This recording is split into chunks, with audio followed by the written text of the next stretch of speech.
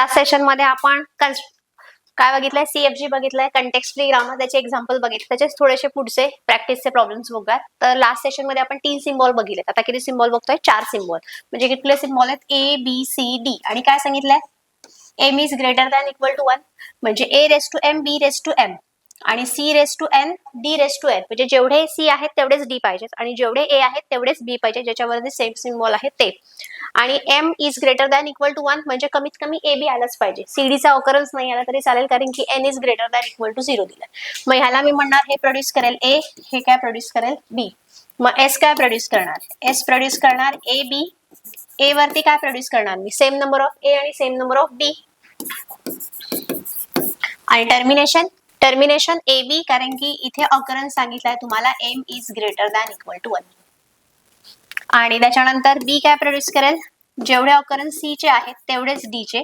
आणि इथे टर्मिनेशन कशाचं येणार? एप्सिलॉनचं येणार, कारण की N is greater than equal to 0. हे एवढंच ग्रामर येणार आहे तुमचं. G is equal to SAB, input symbol, production आणि स्टार्टिंग S. कळालं का? Next, design CFG for A raise to M, B raise to N, C raise to N, D raise to M. म्हणजे इथे काय आहे? इकडे काय सांगा? नेस्टेड आहे. म्हणजे जेवढे A आहेत तेवढेच मला काय आला पाहिजेत? D. आणि जेवढे B आहेत तेवढेच काय आला पाहिजेत? C आला पाहिजेत. इथे नेस्टेड आहे. एकामध्ये एक असेल तर शेजारी पॅटर्न क्रिएट करता येतात का? नाही. आपण 3 सिम्बॉलचं पण पाहिलेलं आहे. मग कसं करणार? याला मी म्हणणार, ह्याला काय म्हणणार मी? A. ह्याला काय म्हणणार मी? A. म्हणजे कसं पॅटर्न क्रिएट होणार? S प्रोड्यूस A आणि D चे मी सेम जेवढे ऑकरन्स आहेत ते आधी प्रोड्यूस करून घेणार.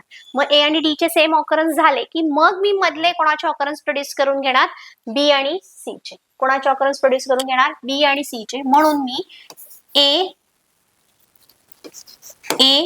D म्हणजे सेम नंबर ऑफ A आणि D प्रोड्यूस झाल्यानंतर ह्या प्रोडक्शन वरून कोणाच्या ऑकरन्सला येणार आपण? सेम नंबर ऑफ B आणि सेम नंबर ऑफ C साठी.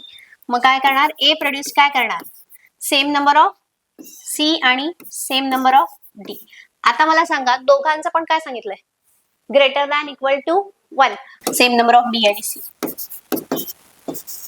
टर्मिनेशन कशाने होणार? BC. कळालं का? मग एवढंच तुमचं प्रोडक्शन झालं.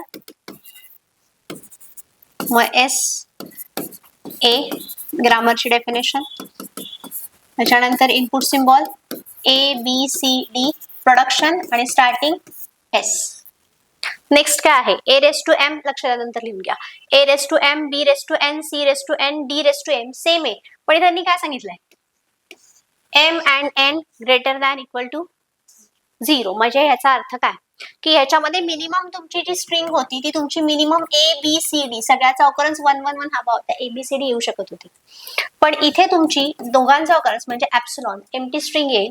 त्यानंतर असंही येऊ शकतं. काय होऊ शकतं? नुसते AD म्हणजे AD चे पण ऑकरन्स असू शकतात, कारण की जर N चा मी 0 घेतला तर दोन्ही 0 असतील तर एप्सिलॉन.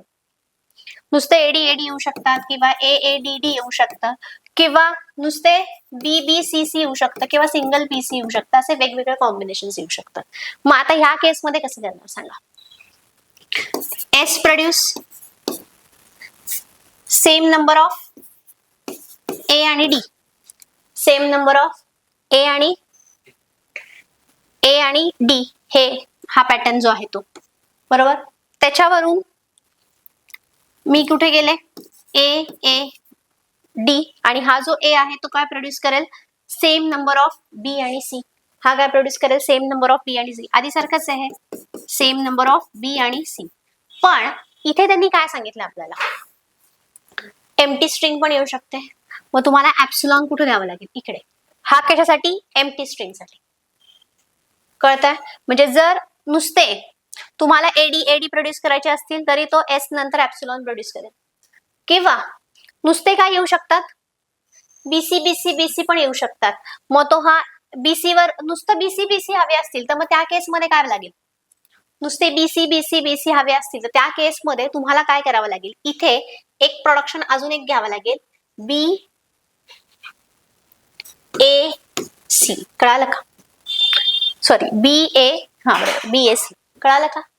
आता एडी एडी हवा असेल तर ह्या एस वरून A D A D A D A D produce होतील आणि लास्टला टर्मिनेशन ऍप्सिलॉन होईल. बरोबर, हा प्रॉब्लेम झाला आपला. पण जर नुसते बी बी सी सी हवे असेल आणि जर माझ्याकडे हे प्रोडक्शन नसेल तर कसं करणार सांग बरं. कंपल्सरी तुला एडी डी प्रोड्यूस करावाच लागतोय ना. बरोबर, मग नुसते बीसी हवे असतील तर मग पहिलं प्रोडक्शन बी ए सी चे इथून होईल. बी ए सी चे प्रोडक्शन जे पहिलं आहे ते इथून होईल आणि त्याच्यानंतर उरलेले ए सी चे प्रोडक्शन होतील. उरलेले सॉरी बीसी चे प्रोडक्शन होतील.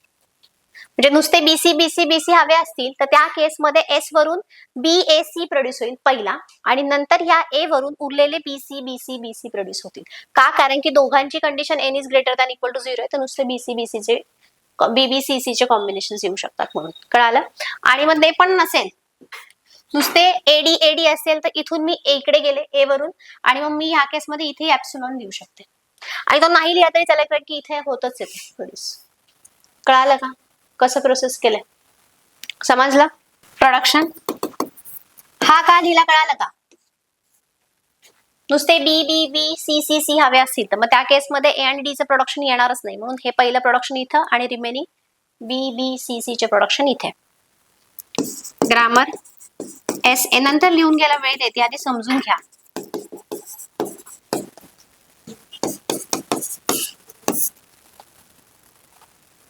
नेक्स्ट आता हे वेगळ्या टेस्ट आहे बघा. काय आहे?